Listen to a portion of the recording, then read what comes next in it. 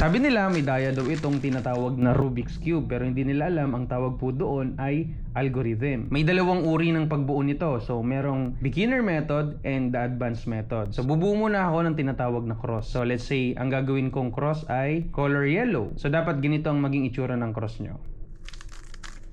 Yan o.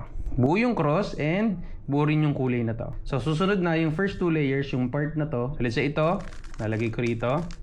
Yan, buo na. And then ito, and ito, at ito. So, ang susunod na natin ay yung tinatawag na orientation last layer. Isang beses mo lang gagawin, mabubuo na itong top na to. So, sa case na to, ganito gagawin natin.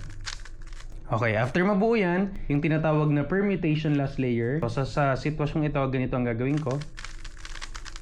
At mabubuo na ang Rubik's Cube. So, walang daya ang Rubik's Cube, pero meron itong tinatawag na algorithm. Okay?